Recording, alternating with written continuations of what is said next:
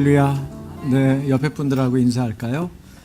옆에 앉게 돼서 행복합니다. 고맙습니다. 네. 정말이시죠? 농담 아니셨죠? 네. 여러분과 함께 예배하게 돼서 행복합니다. 오늘 주시는 하나님 말씀은요, 요한복음 4장에 있는 네 개의 절입니다. 하나님 말씀 우리 한 절씩 교독하겠습니다. 제가 먼저 읽겠습니다. 사마리아 여자 한 사람이 물을 기르러 왔음에 예수께서 물을 좀 달라 하시니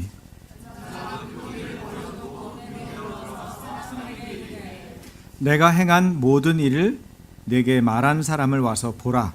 이는 그리스도가 아니냐 하니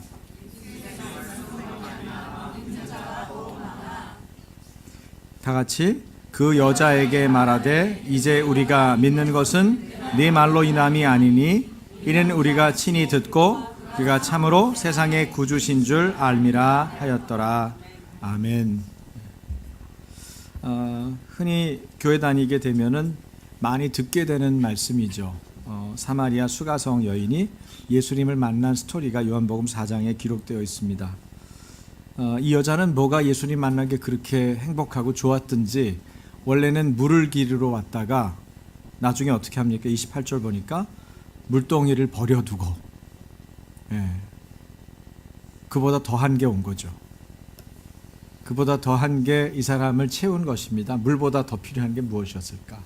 이런 생각을 하게 만드는 그런 사건이에요. 그리고 나가서 예수님을 전하죠. 내가 메시아를 만났다. 이 사람은 나의 과거를 다 알고 나를 안다. 이분을 만난 것을 전하는데 또 만났다고 전했다고 바로바로 또 어떻게 해요? 듣는 사람들이 다 듣게 되고 믿게 됩니다. 그리고 예수님께 찾아와서 예수님 말씀을 친히 직접 듣게 되는데 직접 듣고는 그 사람들도 다 예수님을 믿게 돼요. 참 놀라운 변화가 있는 이 수가성의 이야기를 오늘 우리가 접하게 됩니다. 여러분, 사람이 온다는 것은 정말 대단한 일입니다. 그 사람이 우리에게 왔기 때문에 우리가 그 사람을 압니다. 그리고 그 사람과 만나서 교제할 수 있습니다. 또 그 사람을 사랑할 수 있죠. 사람이 온다는 것은 정말 위대한 일입니다. 그리고 그 사람을 사랑하면서 그 사람을 환대하기 때문에 우리 그 환대와 사랑 가운데 우리가 거하게 됩니다. 이 사랑과 환대는 예수님께로부터 온 것입니다. 예수님께로부터 출발하는 것이 환대고 사랑입니다. 아내는 여러분 남편에게 주신 선물이죠. 맞습니까? 남편들 대답해 보세요. 맞으세요? 네, 아내는 하나님이 주신 선물입니다. 또 반대로 남편도 하나님이 주신 아내에게 주신 하나님의 선물이죠. 아내분들 맞습니까? 네. 그 총각 처녀들이 좀 딱한데 여러분들은 대기하고 있습니다. 믿으세요? 네. 그 사람들이 여러분들에게 준 선물, 하나님께서 여러분에게 주신 선물이에요. 그런데 선물을 받을 때 우리가 선물을 어떻게 받느냐가 참 중요한 것 같아요. 선물을 감사하면서 받으면 그 선물이 선물이죠. 선물을 기뻐하면서 받으면 그 선물이 선물이에요. 근데 감사하는 마음, 기뻐하는 마음이 없으면 선물을 선물로 받을 수가 없죠. 선물로 온 사람들, 옆에 분에게 다시 한번 당신은 나의 선물입니다. 배우자에게만 하라는 얘기 아닙니다. 네, 옆에 분에게 당신은 나의 선물입니다. 이걸 좀 빨리 응용하는 분들은 알아서 하시는데 당신은 나의 위대한 선물이에요. 당신은 나의 특별한 선물이에요. 이렇게 말할 수 있죠. 네. 낯간지러워요? 총각 처녀들은 연습 많이 해야 돼요. 선물의 가치를 알고 감사하고 기뻐할 때 그 선물이 의미가 있다고 말씀드렸습니다. 예수님은 우리를 찾으시고 만나 주실 때 우리를 선물로 받으셨어요. 그렇죠? 그래서 우리를 사랑하시고 어떻게 해요? 우리를 환대하셨죠. 이것을 아는 것이 아주 중요합니다. 여러분, 예수님은 우리가 어떤 지경에 처해 있더라도 우리가 다가가는 것을 원하실까요? 네. 애들은 굉장히 크게 얘기하는데 여러분들은 2층에 가서 배우셔야 돼요. 네? 여러분을 예수님이 언제나 받으시길 원할까요? 네. 즐겁게 받으세요. 환대하세요. 사랑하시기 때문에. 그래서 내게 오는 것을 막지 마라 그러죠. 예수님이 어린아이들을 데리고 그 부모들이 예수님이 만져주시기를 원해서 뭐 안수해주거나 그죠? 안아주거나 이러기를 원하셔가지고 예수님께 데리고 들어가는데 그때 예수님이 사역을 하고 계셨거든요. 근데 제자들이 앞에 있었어요.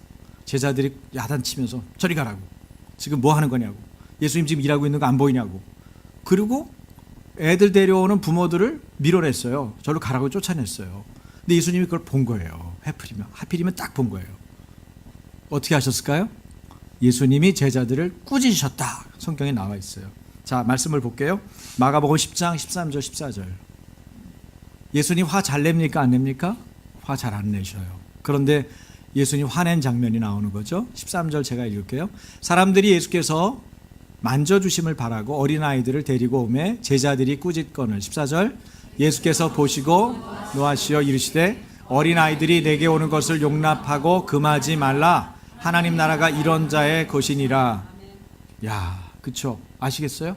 예수님의 환대의 마음, 예수님이 우리를 사랑하시고 받으시는 마음을 여러분이 알아야 돼요. 정확하게 이해해야 돼요. 깨달아야 돼요. 그거를 여러분 말씀으로 취해야 돼요.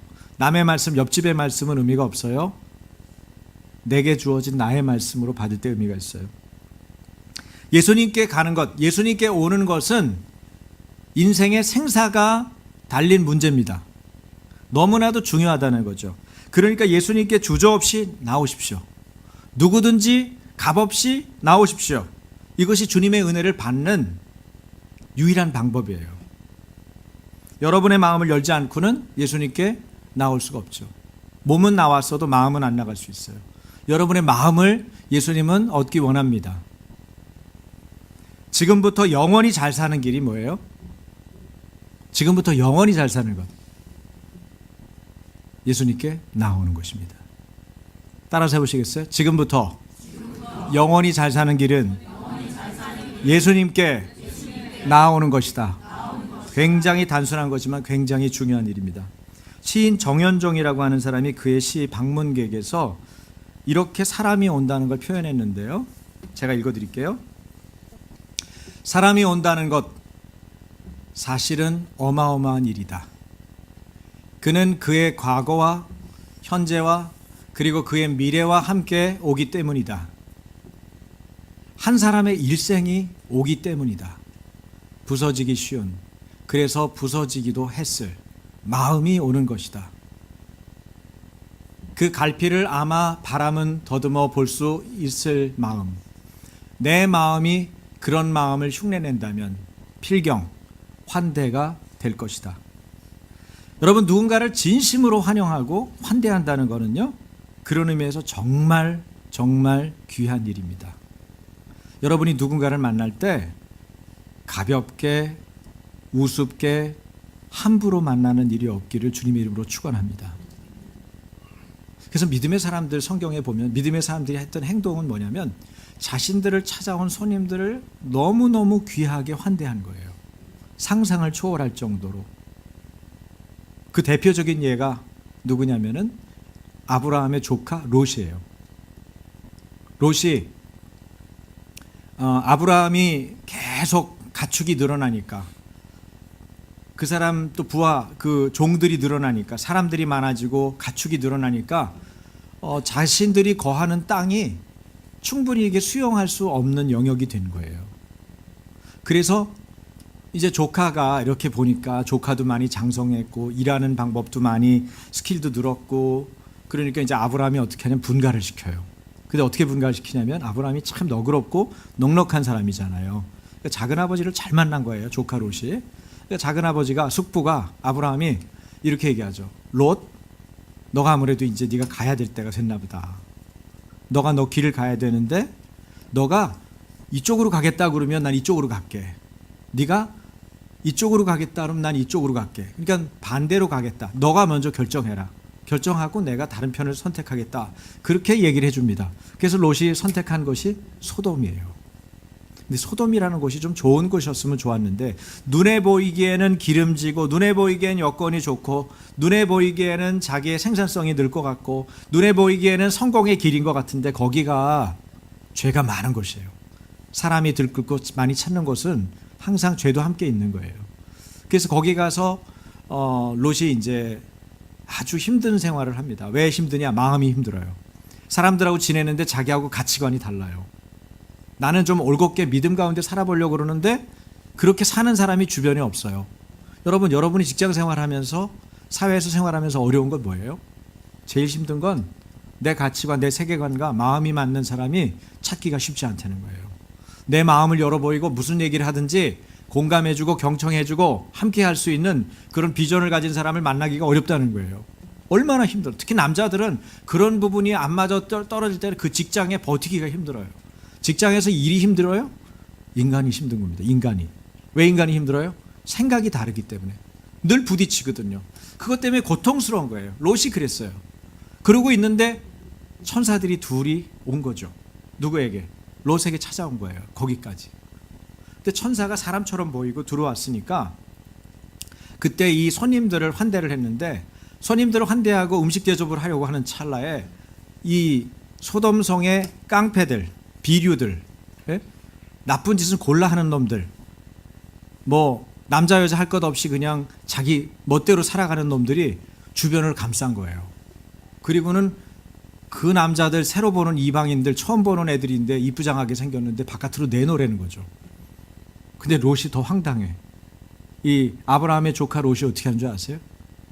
자기 딸들을 내보내요.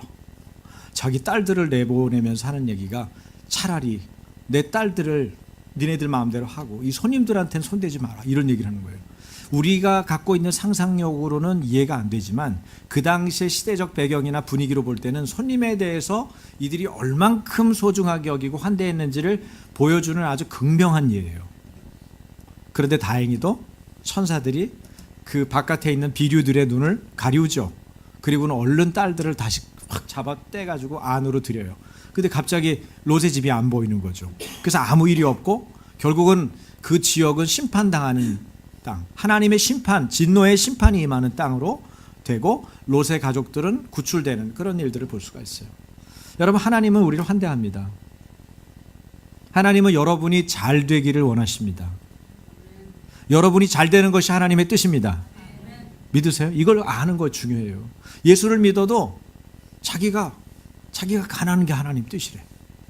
자기가 병드는 것이 하나님 뜻이래. 여러분, 제가 그 얘기를 어떤 분들하고 나눈 적이 있는데 보편적인 하나님의 뜻과 특수한 하나님의 뜻이 있어요. 하나님이 특수한 목적이 있어서 특별히 다루시는 어떤 일이 있어요. 그런데 특수한 일을 가지고 보편화시키면 돼요, 안 돼요? 일반화시키면 돼요, 안 돼요? 안 되죠. 그렇죠? 그 중에 하나가 뭐냐면 이런 거예요. 하나님은 기본적으로 보편적으로 어떻게 해요? 여러분이 잘 되는 것이 하나님 뜻입니다. 그러나 이 잘 되는 것을 또 잘 들어야죠. 우리가 이기적으로 잘 되는 것을 말하는 건 아니에요. 내 배만 채우는데 잘 되는 것을 말하는 건 아닙니다. 그러나 하나님이 기본적으로 하나님의 자녀인 우리가 주님 안에서 잘 되는 것이 하나님 뜻이에요. 그래서 제가 한동안은 페이스북에 이제 친구들이 뜨고 생일이 뭐 뜬다 그러면 제가 이런 인사를 쭉 했어요. 주 안에서 잘 되시기를 기원합니다. 주 안에서 잘 되시기를 축복합니다. 제가 그런 인사말을 했죠. 거기 주 안에서라는 말이 참 중요한 말이에요. 그냥 잘 되는 게 세상 가운데 잘 나가는 수준이 아니에요. 주 안에서 잘 되고 온전하시기를 축복합니다. 제가 인사말 해놓고도 얼마나 인사말을 잘했나 생각이 드는 거예요. 하나님이 주신 감동을 따라 인사하는 게 참 중요하죠. 여러분, 예수님은 우리를 참 환대하시고 하나님은 언제나 우리를 환대하세요. 그 환대는 너무나도 귀중하고 소중한 일입니다. 오늘 본문에 보니까 예수님이 유대에서 갈릴리 가는 길에 수가성을 들러요. 이 내용에 여러분 스토리를 못 기억하는 분들을 위해서 조금 얘기를 제가 드릴게요. 당시 유대 땅 남쪽에 예루살렘에서 북쪽에 갈릴리로 가려면 가는 방법이 세 가지가 있는 거예요. 하나는 지중해 연안을 따라서 이렇게 가는 방법이 있어요. 또 하나는 요단강이 이렇게 요단강을 건넜다가 쭉 올라가서 다시 위로 올라가는 방법이 있어요. 나머지 세 번째 방법은 그냥 원래 길대로 쭉 가운데로 올라가면 돼요. 그런데 예수님이 선택한 방법은 세 번째 방법. 이 밑에 예루살렘, 유대 예루살렘에서 갈릴리로 쭉 올라갔어요. 근데 왜 그게 문제가 되고 어려운 일이냐? 유대인들한테 왜 어려운 일이냐? 여러분 궁금하실 거 아니에요. 왜 어려운 일이에요? 올라가다 보면 사마리아 지방을 관통해야 되는 거예요. 근데 사마리아 지방은 유대인들은 사마리아인을 상종하기를 원하지 않아요. 옛날에 우리도 그랬죠. 우리도 뭐 좀 지방과 지방 사이에 지방색이 강하다 보면 어느 동네는 안 가려고 그러잖아요. 거기 가서 안 살려고 그러죠. 그 지방 사람들은 가서 안 살려고 그래요. 근데 그 정도가 아닌 거예요. 이건 굉장히 심각한 거예요. 왜냐하면 종교적인 이유가 있어요. 사회적인 이유가 있어요. 문화적인 이유가 있어요. 여러 가지 이유가 있는데 그 중에 하나가 뭐냐면 아수르라고 하는 나라가 수백 년 전에 이스라엘을 칩니다. 쳤는데 북쪽의 사마리아 지방에 있는 사람들하고 바깥에서 그 여러 종족들을 쳤을 거 아니에요. 여러 나라들을 쳤으니까 그 종족의 사람들을 데려다가 이주를 시켜요. 그래서 피를 막 섞어요. 이 민족 저 민족을 다민족 국가로 만들기 위해서 자기네가 다스리는 땅을 통째로 다 이렇게 관할하기 위해서 한 단일 민족들은 독립 정신들이 강하니까 이걸 피를 섞기 위해서 혼혈을 만드는 거예요. 근데 사마리아 지방에 있는 사람들은 경제적으로 하층에 있는 사람들이거든요. 먹고 살기 바빠요. 근데 먹고 살기 바쁜데 무슨 뭐 명예가 있고 무슨 신념이 있고 이런 거 별로 없잖아요. 그러니까 상관하지 않고 그냥 죽기 싫어서 자신의 생명을 보존하려고 그 사람들하고 이주된 사람들하고 그냥 피를 섞어서 결혼을 해서 통혼을 하고 혼혈을 낳아요. 그래서 그런 사람들이 쭉 나오는 거예요. 유대민족들은 단일민족이니까 또 하나님을 섬긴다고 막 그러니까 그 사람들이 어떻겠어요? 자존심 상했죠.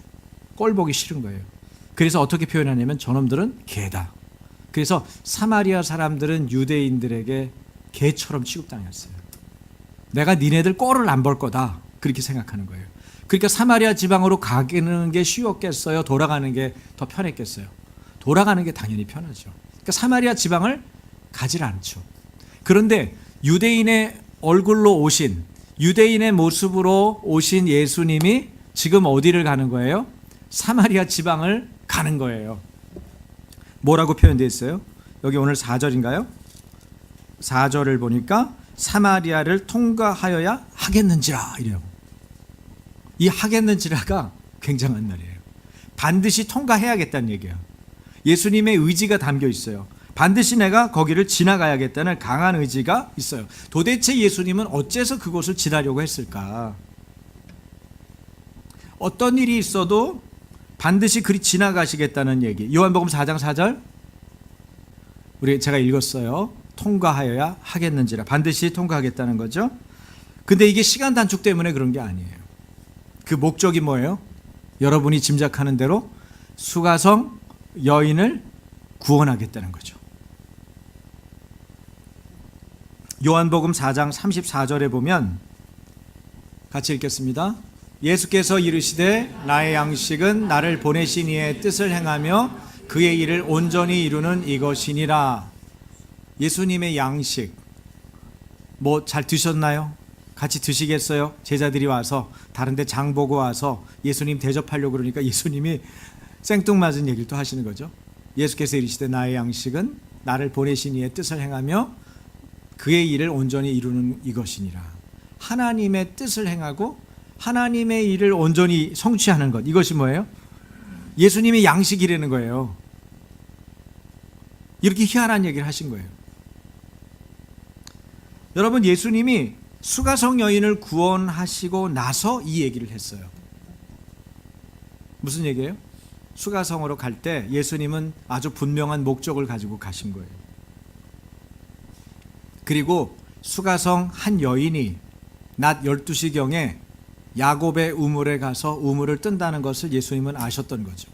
그래서 그 시간에 맞추려고 떼약볕의 사막을 광야길을 거쳐서 제자들까지 인솔하고 야곱의 우물까지 일부러 예수님이 의도적으로 가신 거예요.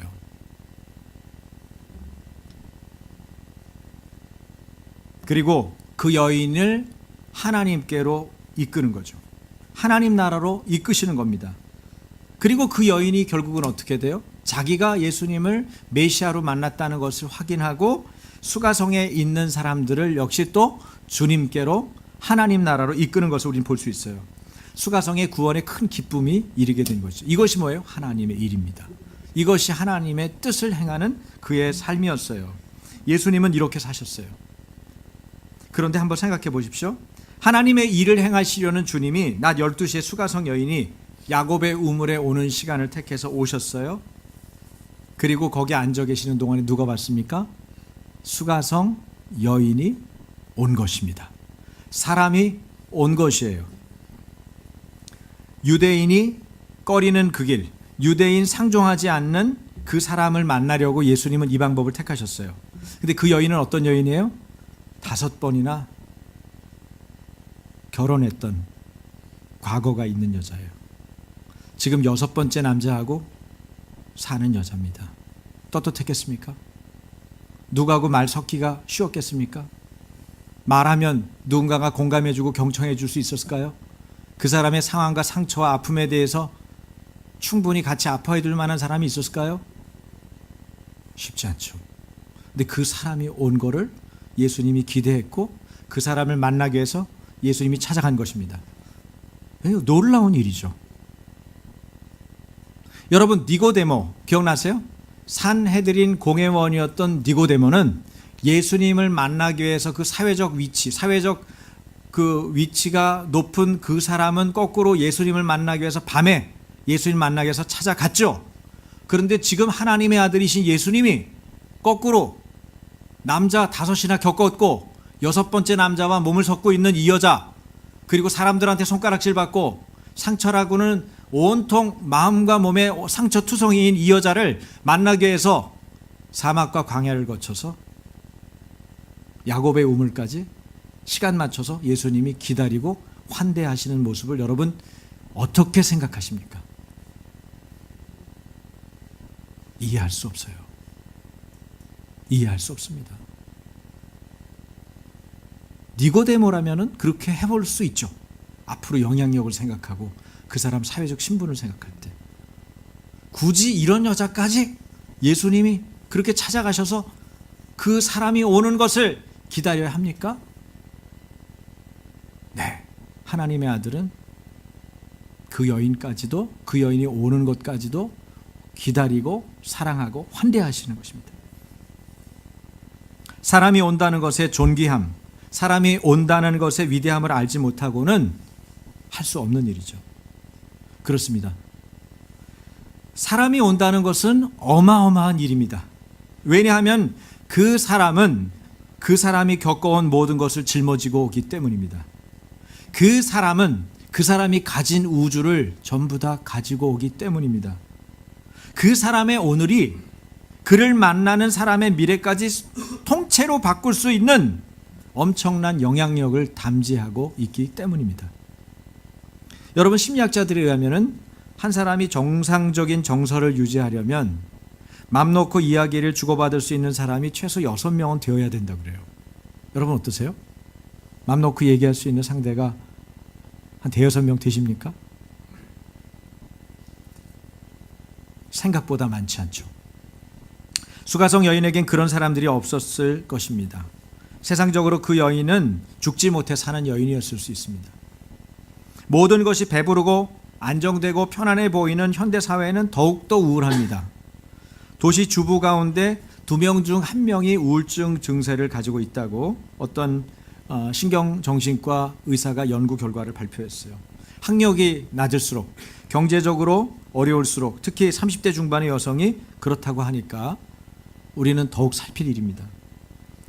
여성들이 그렇다고 하는 것은 그만큼 남편과 자녀로부터 소외당하고 갈등하는데 그 뿌리가 있다고도 할 수 있습니다.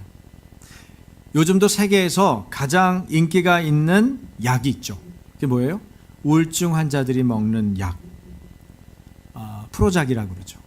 이 프로작이라고 하는 우울증 약은 우울증의 7-80% 정도를 치료한다고 그러니까 영약이 아닐 수 없어요. 오늘날에도 현대판 수가성 여인이 우리 주변에 가득하다는 얘기를 말씀드리고 있는 것입니다. 그런데 이들은 바로 예수님이 늘 마음에 두고 있는 사람들이라는 것을 우리 꼭 기억해야 됩니다. 이사야 61장 말씀을 인용한 누가복음 4장의 말씀을 여러분 함께 살펴보겠습니다. 표준세 번역으로 올렸는데요. 천천히 말씀을 음미하면서 읽겠습니다. 주의 영이 내게 내리셨다.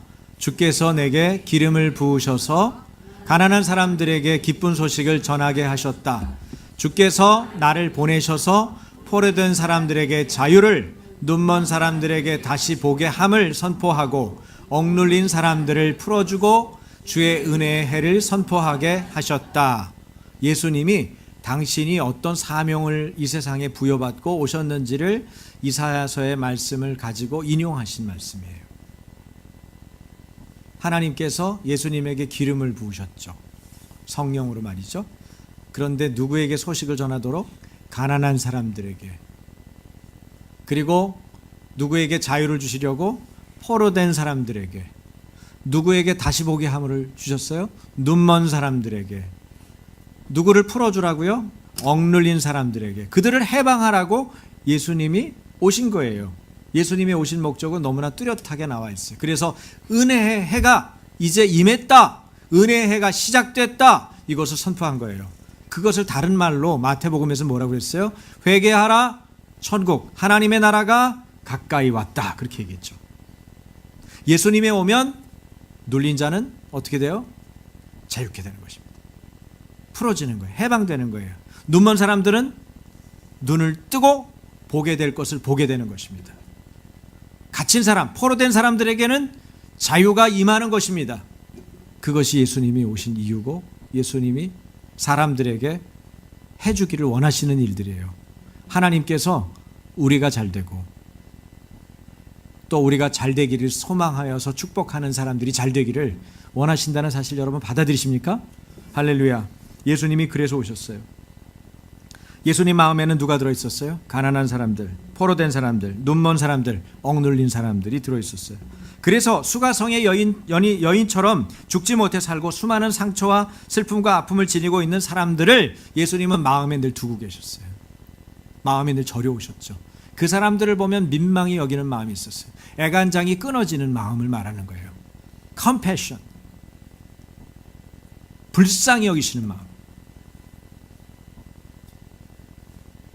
그래서 예수님 만날 때마다 예수님이 기적을 베푸신 거예요. 두 번 안 거치죠. 머뭇거리지 않죠. 안식일이라고 가리지 않으셨죠. 회당에서도 하셨죠. 뭘 하셨어요? 귀신을 내어 쫓고 질병을 치유하고 죽은 자를 살리고 마음이 상한 자를 위로하고 하나님께서 그렇게 하신 거예요. 여러분, 그것이 하나님의 뜻입니다. 여러분이 그 하나님 아버지 마음을 받는 게 중요해요. 받으면 내가 위로돼요. 근데 그게 안 느껴지고 안 받아들여지면 딱딱해져요. 굳어져요. 하나님과의 관계는 단순한 거예요. 주님을 받으면, 주님의 마음을 받으면 내 마음이 연하여지고 살같이 부드러운 마음으로 바뀌는 거예요. 주님을 받지 못하면 내 마음이 딱딱해지고 굳어지는 거예요. 그래서 판단하게 되는 거예요. 이게 나한테 해당되는 말은 아닐 거야. 저 사람일 거야. 남의 말은 절대 여러분에게 역사하지 않습니다.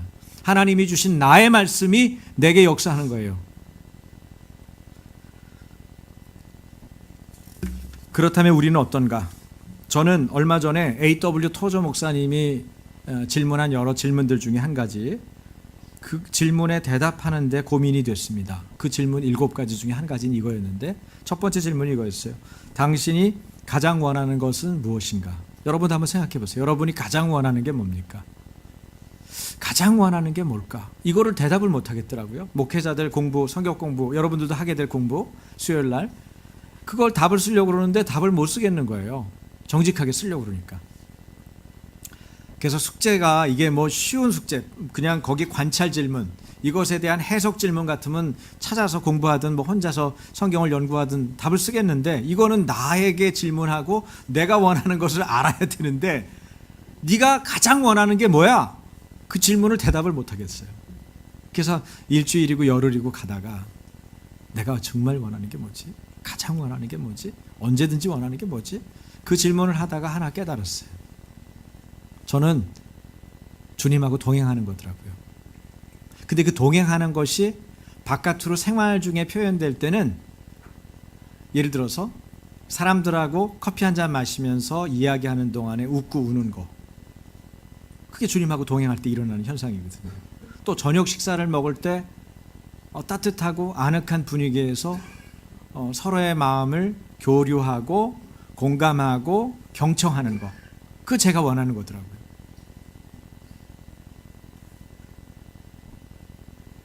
뭐 그게 대상이 가족일 수도 있고 친구일 수도 있고 성도들일 수도 있어요. 근데 그렇게 시간을 보내는 거를 저는 원하더라고요. 일과가 다 끝난 뒤에 소파에 앉아서 가족들하고 또 혹은 성도들하고 오손도손 여러 이야기들을 나눌 때 저는 제가 가장 원하는 게 그거더라고요. 주님과 동행하는 모습이 삶으로 일상으로 그냥 자연스럽게 소소하게 드러나는 거, 그걸 원하고 있더라고요. 덴마크어, 노르웨이어로 여기에 해당되는 말이 아예 있더라고요. 그게 휘게예요. 휘게. 휘게는 편안함, 따뜻함, 아늑함, 안락함을 뜻하는 명사입니다.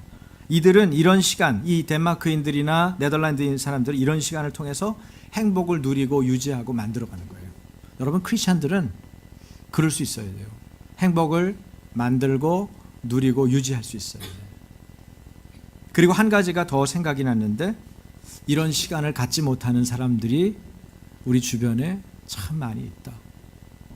또 세상 가운데 참 많이 있다. 그 생각이 제 마음에 많이 들어왔어요.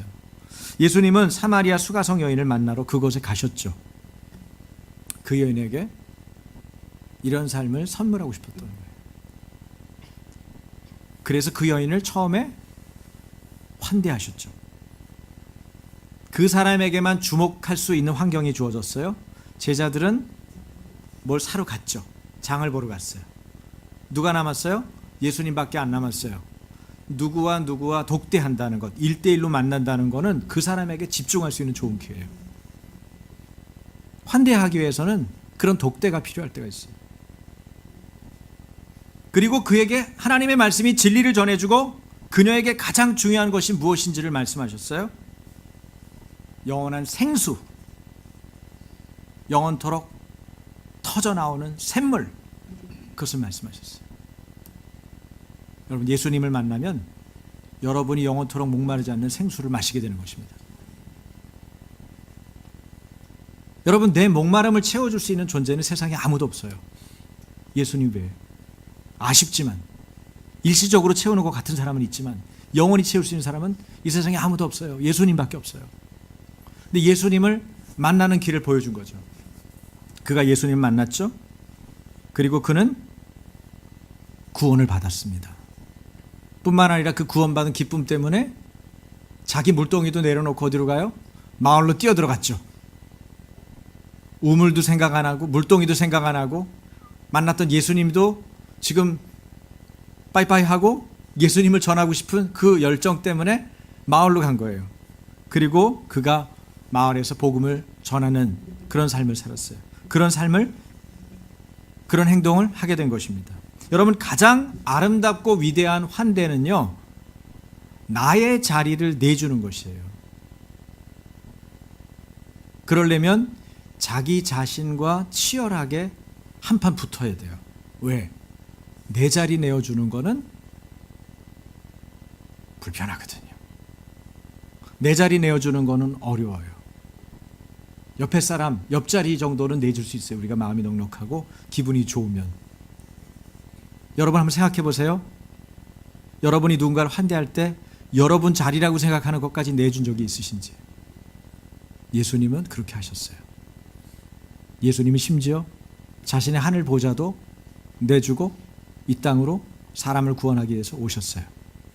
예수님은 편한 길을 안 선택하고 누군가를 구원하기 위해서 사마리아 지방까지 일부러 찾아오셨어요.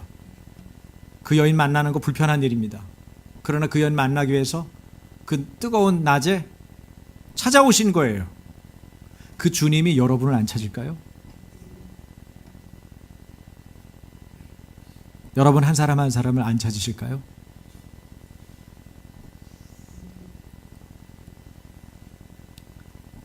주님은 그 일을 완성하기 위해 십자가에 달려서 우리의 죄를 대신하여 죽으셨어요. 이것이 무슨 의미인지 성경은 말씀합니다. 고린도후서 5장 14절 15절입니다. 제가 14절 읽고 여러분 15절 다 같이 14절 제가 읽을게요. 그리스도의 사랑이 우리를 강권하시는도다. 우리가 생각하건대 한 사람이 모든 사람을 대신하여 죽었은즉 모든 사람이 죽은 것이라. 그가 모든 사람을 대신하여 죽으심은 살아있는 자로 하여금 다시는 그들 자신을 위하여 살지 않고 오직 그들을 대신하여 죽었다가 다시 살아나신 이를 위하여 살게 하려 함이라. 예수님을 위해, 나를 대신하여 죽었다가 다시 살아나신 예수님을 위해 살도록 하려고 예수님이 돌아가셨다는 거예요. 왜냐하면 그래야만 우리가 주님 안에서 잘 되고 온전할 수 있기 때문에. 그런데도 아직 우리는 사람이 온다는 의미를 여전히 잘 모를 수 있습니다. 주님의 마음이 우리 안에 없으면 그렇습니다. 주님의 죽으심을 잘 모르면 그렇습니다. 메시아를 만난 이 여인은 더 이상 물동이도 우물도 필요치가 않았죠. 그저 마을로 가서 자기 속에 넘쳐나는 환희와 기쁨을 다른 사람들에게 나눠주지 않고는 견딜 수가 없었습니다. 성 어거스틴은 이렇게 고백했어요. 내 영혼이 주님 품에 안기기까지는 내 안에 만족이 없습니다. 이런 고백이 바로 이 여인의 고백입니다. 인간은 대리만족으로 끝까지 행복할 수는 없습니다. 그러나 현대인들은 영혼의 갈증을 안고 대리만족을 향해서 지금도 끝없이 방황을 계속하고 있어요. 여러분 주변에도 또 여러분 가운데도 있을 수가 있어요. 주님께 정착하십시오. 풀턴 쉰이라는 사람이 이렇게 말했어요. 사랑이란 축출된 적이 없다. 사랑은 다른 사랑으로 정복될 수 있을 뿐이다. 더욱 추진력이 강한 사랑을 찾아내지 못하는 이상 술, 마약에 대한 사랑을 극복할 수 없다. 이 여인은 본질적인 사랑을 발견했죠. 궁극적인 사랑을 발견했습니다. 그리고 잘못된 사랑을 축출했어요. 바깥으로 내쫓았어요. 그 안에 본인이 본질적인 사랑, 궁극적인 사랑이라고 하는 예수님의 사랑을 받아들이고 모시게 됐죠. 참된 인간, 행복한 인간이 됐습니다. 본문에서 주목되는 것이 있어요. 이 여인을 치료하시는 예수님의 모습입니다. 예수님께서는 이 여인을 책망하지 않았어요. 너 과거에 이렇게 살은 거 내가 다 안다. 왜 그렇게 살았니? 그게 인생이냐? 이런 식으로 추궁하지 않았어요. 멸시하지 않으셨습니다. 무한한 자유로움으로 그녀를 감싸시고 마침내 그녀를 당신의 사람으로 만드셨죠. 여러분, 사람은 사랑 때문에 변하는 것입니다. 사람은 사랑 때문에 녹는 것입니다. 여러분이 누구를 변화시키고 싶습니까? 그러면 그 사람을 사랑하십시오.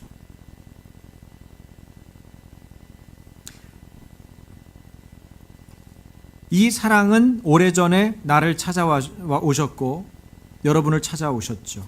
이런 주님을 만난 어거스틴이 일찍이 또 이렇게 외쳤어요. 어거스틴의 외침입니다.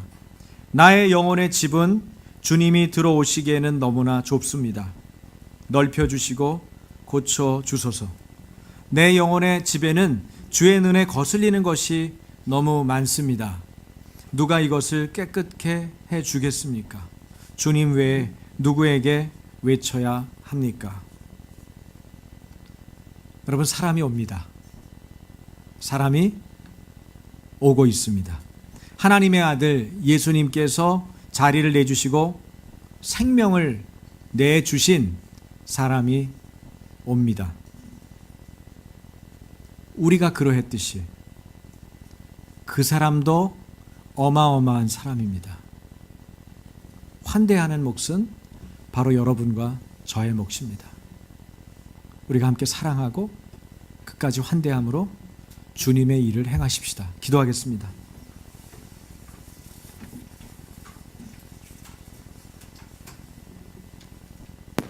사람이 온다는 것 얼마나 대단한 일이고 위대한 일인지 모릅니다. 예수님께 오는 것은 생사가 달린 문제입니다. 우리가 예수님께 오고 우리에게 오는 사람들 한 사람 한 사람을 진심으로 사랑하고 그 사람을 환대하는 믿음의 공동체가 되게 해주십시오. 내가 가까이 있는 사람들 한 사람 한 사람을 그 사람이 오는 것이 얼마나 대단하고 위대하고 귀한 일인지 하나님 깨닫지 못해서 하나님의 형상대로 지음받은 형제와 자매, 가족, 또 친구를 하나님 예수님이 맞았던 환대와 사랑으로 맞지 못했습니다. 저의 죄를 용서해 주시고 우리의 죄를 용서해 주시고 우리가 누군가를 맞아야 한다면 예수님처럼 대가를 지불하고 자기 자리를 내주는 그런 사랑으로 환대하고 찾아갈 수 있도록 주님 우리에게 죄의 사랑을 충만케 하여 주옵소서. 우리가 주님의 사랑과 환대로 충만한 사람들 하나님 되게 해 주십시오. 우리 같이 소리내서 기도하고 주님 앞에 우리 공동체를 올려드리고 우리 자신을 올려드리십시다. 같이 기도하겠습니다. 하나님 아버지, 우리를 환대해 주셔서 감사합니다. 우리를 사랑해 주셔서 감사합니다. 우리를 언제나 하나님 우리의 죄에 대해서 지적하고 판단하고 정죄하고 몰아붙이시기 전에 우리를 안아주시고 받아주시고 용서해 주신 것을 감사합니다. 주님, 사람이 온다는 건 어마어마한 일인데 그 사람이 과거와 함께 현재와 미래가 오는 것인데 그 사람을 하나님 지극히 사랑하는 사랑으로 환대하고 섬길 수 있도록 주의 은혜를 베풀어 주십시오. 저희들은 죄인입니다. 아버지, 우리를 불쌍히 여겨 주시옵소서. 우리 마음 가운데 주님의 환대와 사랑의 마음을 부어 주십시오. 주님이 어찌 우리를 사랑하셨는지, 예수님께서 어떻게 당신의 자리를 내주셨는지 우리로 하여금 기억하게 하시고 그 사랑으로 사랑하며 섬기는 자들 되게 해주시길 원합니다. 아버지 하나님, 그 사랑과 환대를 받지 못하는 이웃들이 있습니다. 그것 때문에 골만 터져 있고 감정이 상하여 있고 우울해 있고 너무나도 많이 눌려 있습니다. 예수님이 오신 목적은 무엇입니까? 그들을 자유케 하기 위함입니다. 그들을 온전케 하기 위함입니다. 그들을 해방시키기 위함입니다. 그들을 고쳐주시기 위함입니다. 그들에게 참다운 기쁨을 주시기 위함입니다. 우리가 그러한 삶의 통로가 될 수 있도록 아침교회와 아침교회 성도들이 사람들을 사랑하게 하시고 환대하게 하시고 주님, 참으로 주님의 사랑을 전하며 주님의 환대를 보여줄 수 있는 하나님의 공동체가 되게 하여 주시기를 원합니다. 그래가 교회가 하나님 나라의 그림자로서 하나님의 일을 감당할 수 있도록 우리가 가정에서 또 하나님 아버지 친구들과의 관계 안에서 직장의 동료들과의 관계 안에서 이 사랑을 전하고 이 환대를 보여줄 수 있는 믿음의 사람이 되도록 주님, 우리를 새롭게 빚어주시옵소서. 성령으로 빚어주시옵소서. 우리가 하나님의 사랑을 실천할 수 있도록 우리가 주님의 환대를 보일 수 있도록 결국에는 그리스도를 추구하고 그리스도를 보여줄 수 있는 하나님의 사람이 되도록 주님, 우리를 새롭게 하여 주시옵소서. 성령님, 우리 사랑하는 지체들 한 번 한 번을 안수해 주시고 이 시간 눈이 열리게 하여 주옵소서. 눈이 감겨 있는 자, 예수님을 깨닫지 못한 자들 눈이 열릴지어다. 하나님, 병든 자들이 있습니까? 이 시간에 병든 자들, 눌려있는 자들, 정서적으로 눌려있는 자들 자유케 될지어다. 풀어질지어다. 나사렛 예수 그리스도의 이름으로 명하노니 회복될지어다.